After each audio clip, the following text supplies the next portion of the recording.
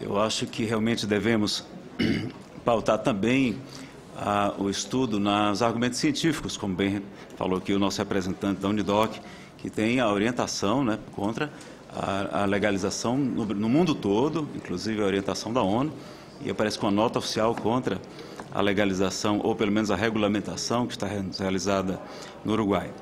Bom, eu queria apenas ler, senador, para tornar conhecimento de todos, a Federação Espírita do Distrito Federal publicou a nota dizendo que é contra a legalização da maconha no Brasil por uma série de motivos. Dentre eles, o manifesto publicado agora em 2014 pela Associação Brasileira de Psiquiatria. Então, são alguns argumentos só, eu vou, acho que, cumpri-los dentro do tempo. E aqui o manifesto diz o seguinte: por que a Associação Brasileira de Psiquiatria, ABP, é contrária à legalização da maconha? Primeiro, falta de estrutura para o tratamento de dependentes. O Brasil não possui uma rede comunitária, ambulatorial e hospitalar para as pessoas que desenvolvem transtornos mentais ou de comportamentos decorrentes do uso da droga. Com o potencial aumento do consumo, ocorrerá também um aumento do número de dependentes. É inadequado discutir modelos que funcionam em outras nações sem compreender a realidade de saúde brasileira. Segundo, maconha ainda é mais danosa à saúde que o cigarro. Quem fuma maconha consome 4 vezes mais alcatrão do que se fumasse um cigarro de tabaco e 5 vezes mais monóxido de carbono, duas substâncias associadas diretamente ao câncer de pulmão, além de vários outros tipos de câncer de testículo, entre outros. Terceiro, alto risco e impacto no desenvolvimento dos jovens. Dos 12 aos 23 anos, o cérebro está em pleno desenvolvimento. Quanto mais precoce o uso da droga, maiores são as chances de dependência. A ação da maconha nessa fase de formulação cerebral pode ser irreversível. Com a legalização, deveria aumentar o número de usuários, especialmente, senador, entre os nossos adolescentes. Quando usada na adolescência, o risco de dependência é o mesmo da cocaína. 15% se tornam dependentes. Há estudos da NIDA, National Institute on Drug Abuse, que vai dizer que, inclusive da Nova Zelândia também, e da Austrália há muitos anos, dizendo inclusive que o uso na adolescência pode reduzir o QI, o quociente intelectual, em até 8 pontos na cognição da pessoa. Então vejam que há pesquisas científicas embasando o trabalho também da BP. 4, né, são apenas 10 itens, senhor. Maconha causa prejuízo a diversos órgãos e sistemas humanos. Em estudo de 2012, conduzido pelo psiquiatra Ronaldo Laranjeira, eu gostaria até de sugerir o nome dele aqui à comissão, é um especialista, inclusive dirige trabalhos nessa área em São Paulo, membro da Associação Brasileira de Psiquiatria, apontou que a maconha multiplica por 3,5 vezes a incidência do desenvolvimento de esquizofrenia e também multiplica por 5 as chances de desencadear nos transtornos da ansiedade, e aí a gente acrescentaria depressão, não é? Transtorno obsessivo compulsivo, enfim. 5. O uso terapêutico da droga ainda está em fase de estudos.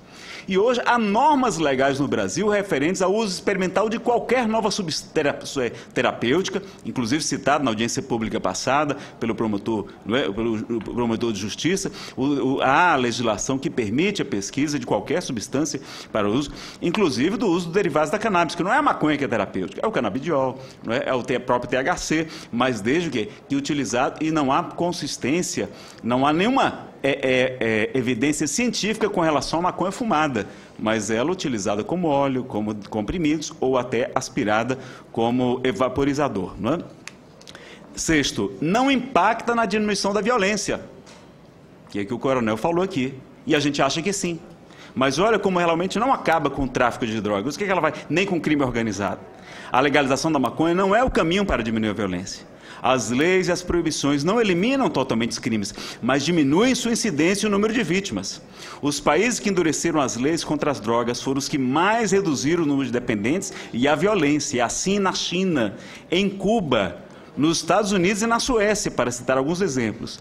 E a legalização da maconha não influenciaria o tráfico, pois somente 20% do dinheiro arrecadado no tráfico provém da maconha, porque é uma droga barata, é uma droga bandeirosa, como dizem os policiais, eu também sou policial federal, não é? Que exala um fedor muito grande e pesado, e que produz pouco resultado. Para o traficante é muito melhor traficar outras drogas. 7. Ineficiência no controle de outras drogas, como o álcool e o cigarro. O Brasil tem dificuldade na fiscalização de compra de cigarros e bebidas alcoólicas para adolescentes. De acordo com o Instituto Nacional do Câncer, 52,6% dos adolescentes já compraram cigarros sem que, na maioria, eles tenham sido solicitar a carteira de identidade.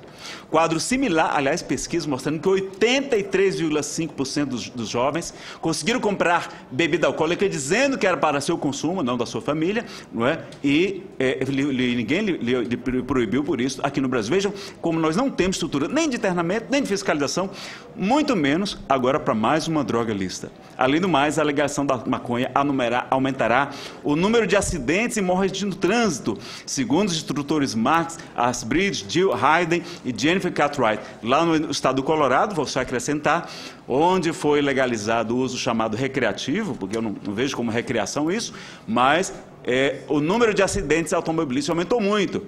E o delegado Jorge Nassik vai dizer que nós não temos como, diferentemente do álcool, utilizar o bafômetro para identificar se o motorista do carro, do ônibus, ou até o piloto do avião utilizou maconha antes.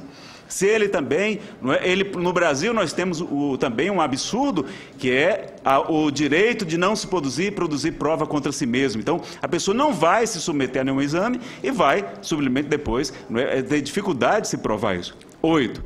A legalização não encontra respaldo na mais influente agência reguladora do mundo. A agência americana FDA, a Food and Drug Administration, referência mundial no que diz respeito à saúde pública, se posiciona contrária à legalização ou ao uso da maconha fumada para fins terapêuticos, inclusive. A legalização da maconha para uso medicinal é indefensável cientificamente, só parece servir para justificar a legalização para uso recreativo.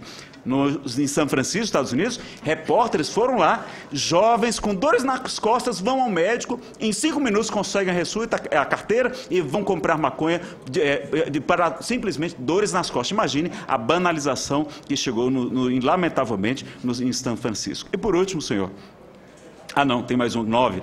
O desconhecimento do impacto que a maconha pode causar na estrutura psíquica do usuário.